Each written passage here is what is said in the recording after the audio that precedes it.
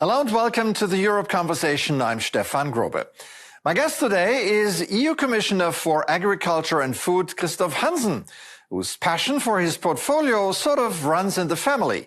He's the son of a farmer and the Agriculture Minister of Luxembourg is his cousin.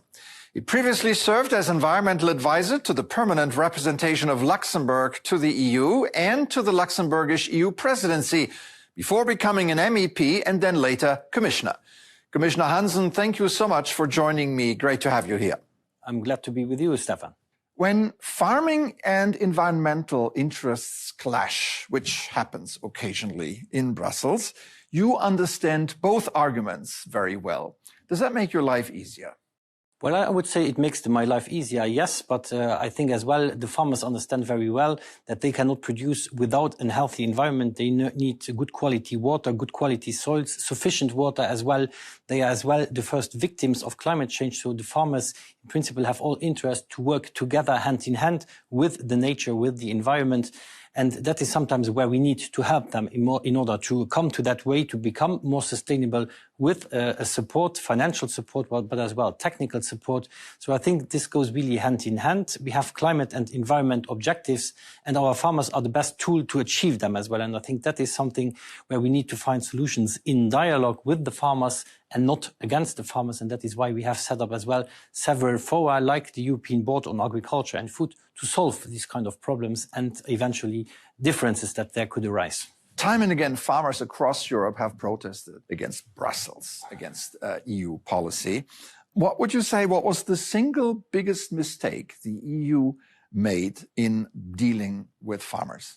Well, first of all, against Brussels, that's always difficult to define what Brussels is, because as well here in Brussels are the ministers coming together in the Council and as well the members of the European Parliament, which all come from European countries. So it's a co-decision process. And sometimes member states have as well the tendency to over-implement certain legislation coming from the European level. So I would be a little bit more careful on blaming Brussels, because there are many people from the capitals there. As well, the biggest mistake, I think, was eventually, and I say it now, the dialogue with the farming community and the environmental community is something you need to take alive. You need as well to take out of that the permanent confrontation and find for common solutions, because I think the objectives, everybody understands them on both sides. Now the problem is, of course, how do we get there? And there again, I think everybody needs to make some compromises. And this dialogue is something that I put on very highly on my agenda. I traveled as well to the 27 member states in the first year of my mandate, and I think that is bringing a certain change. So this lack eventually of communication with the base, with in the ground, in the rural areas, that was maybe a little bit too much distance, and I tried to remedy to that. The war in Iran is adding new pressures on the agriculture community, the agriculture industry, particularly with rising fertilizer costs. What are the solutions? Well, of course, we have to say that the fertilizer crisis had already its start way before the Middle East crisis, because we had as well seen due to the energy crisis that we had in the beginning of the 2020s, fertilizer prices had gone up by 60% from 2020 to 2024. And that is why we were already planning this fertilizer action plan, which of course we had now to adapt a little bit, because the problem is a long-standing problem. We are over-dependent on energy imported from outside the European Union. And when we speak fertilizers, the main ingredient in the end of our fertilizers, the chemical fertilizers, is energy. So this is, of course, a long-standing problem. At the same time, we have as well imports from fertilizers. Around 40 to 45% of our fertilizers are imported from third countries. And that makes us quite vulnerable to have this dependency. And that is why we now adapted this fertilizer action plan. We proposed it on the 19th of May, and which will bring as well short-term solutions in the form of financial aid. So we will put on the table more than €500 million to help farmers immediately, money that can be topped up by the member states. So we have the short-term financial support, but we're looking as well into solutions in the medium term to make better use of our available organic fertilizers, because we are underusing this potential, nutrient recycling, precision farming. So there is a lot to win on efficiency as well and better nutrient use. And then, of course, we need as well to strengthen in a certain form our industry to remain a producer on the European soil. And there, I think we need as well to do these steps together with the industry. On this fertilizer action plan, what is its main message to put farmers at ease? The main message is we have your back in the for the next sowing season, because a lot of farmers are considering not to produce because it's just too expensive and they can't pass on the costs. And that is why they need the immediate financial release, which we have now put on the table. And of course, in the meanwhile, we need to do our homework as well and address the issues in order to make fertilizers not only available but as well affordable, because otherwise there will be food shortages in the European Union but also in the world, and that will have a direct impact on the prices for the consumers. And I think that is what we need to consider. We should these crises. We were not in the first fertilizer crisis. We had now two consecutive ones, very important. And this will come back if we are not ensuring a more stable and more reliable production cycle and availability. And that is why we need to act now. That might cost some money in the first place, but in the medium and long term, this will be less expensive than be over-dependent. And that is exactly the essence as well from a common agriculture policy. Fertilizers are an important part of very vulnerable supply chains. How do we secure them for the future? Then we need, of course, reliable partnerships, because not everything what we use in the fertilizers is actually available and produced in the European Union. So this is why this domestic and international partnership is so of such utmost importance. And that is why we had, by the way, as well, a meeting of the G7 agriculture minister to discuss this. The problem is not only European, it's a global problem, and there the cooperation will be key. Yeah, indeed. Now, some fertilizers are environmentally controversial. Is it fair to ask European farmers to meet strict environmental requirements while importing food from countries that don't? Well, I think we have the highest standards in the European Union worldwide. There may be some other third countries that are on the same level. But of course, to ask more from our farmers comes as well at a price again. And I think we need as well to not be hypocrite. If we impose this to our farmers, we need as well to at least expect the same criteria when products are coming in. And I think we have some recent examples that show very clearly our system works. Certain products are not allowed into the European Union. We have as well recently proposed the so-called food and feed omnibus, where we put the maximum residue levels of certain plant protection products that are not allowed in the European Union to zero when it comes to imports, in order to align this production. And I think this is something very key to say. Our food security as well, when it comes to the standards, is not up for discussion, is not up for negotiation. If the Mercosur agreement comes into force, can you guarantee it won't hurt European farmers? Well, discussion. Well, I think we have to be very careful not to generalize, because when I speak to different farming organizations, depending on the sector, some are asking me, we have to do this agreement, we need to export our production, otherwise we will have to close back here.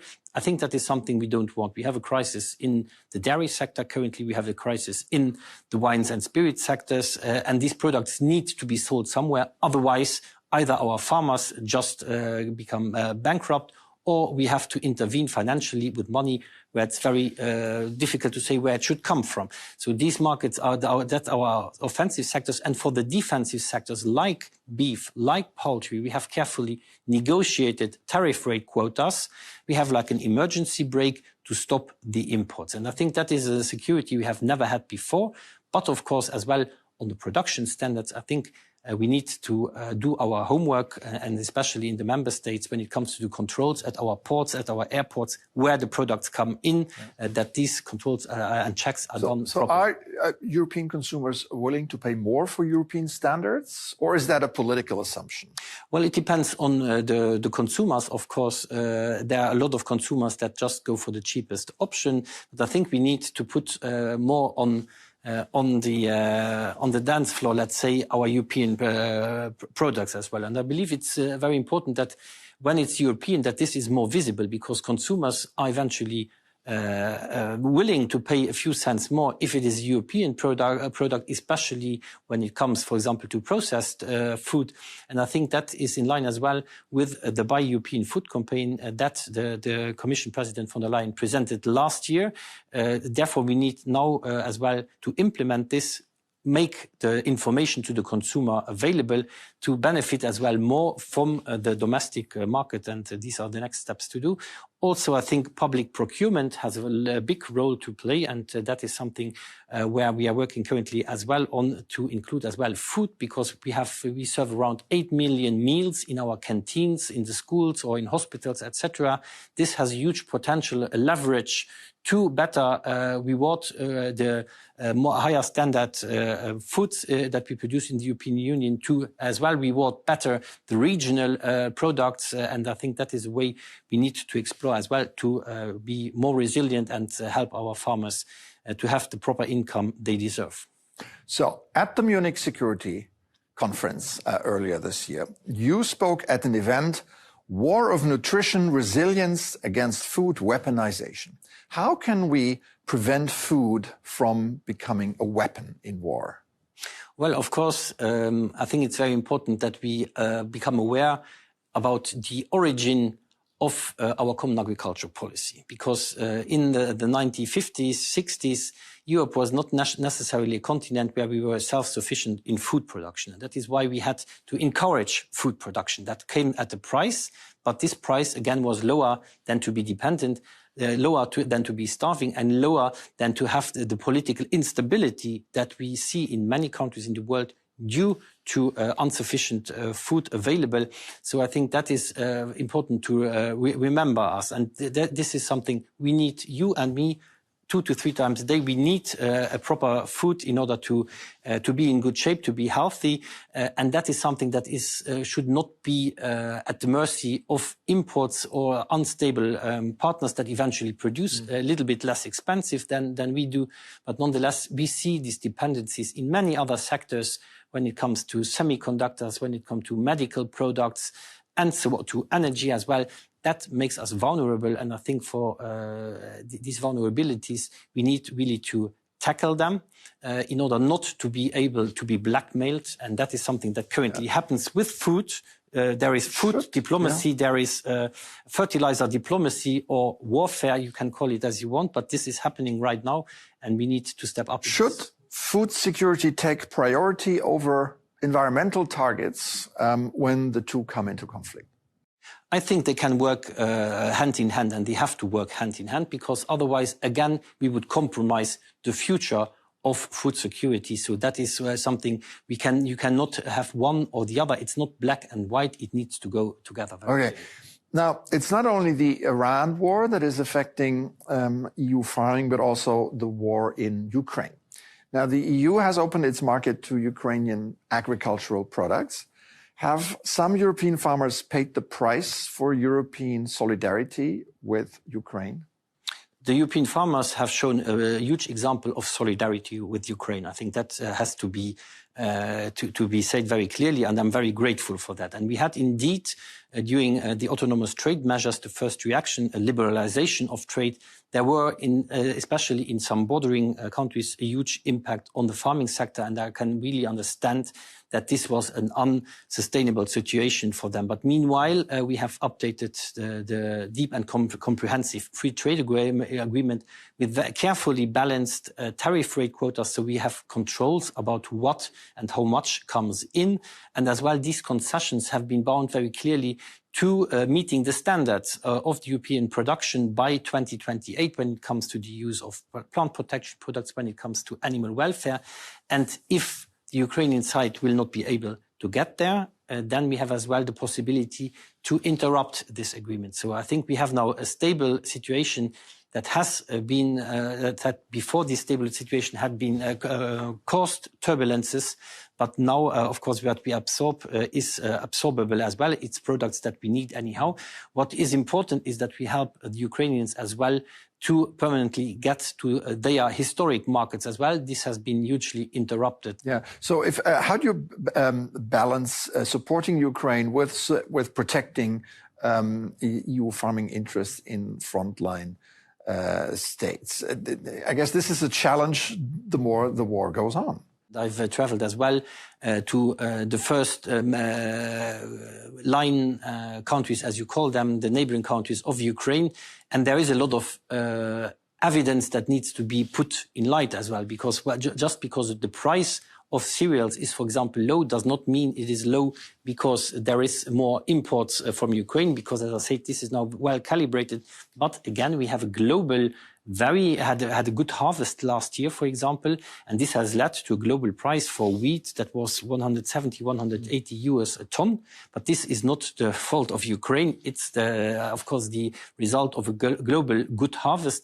And I think there we need as well to find other solutions for our farmers to bring up their added value. And I think we have a lot of to win when we speak, for example, about protein plants, where we are currently not self-sufficient.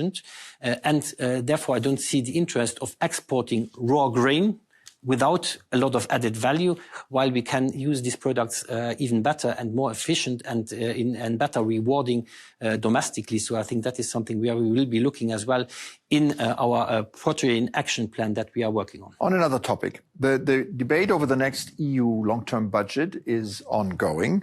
EU leaders aim to reach an agreement by the end of the year, and it is clear already that agriculture is going to represent a large chunk of that budget, roughly 1/3. So my question is, why should taxpayers continue spending billions of euro on agricultural subsidies?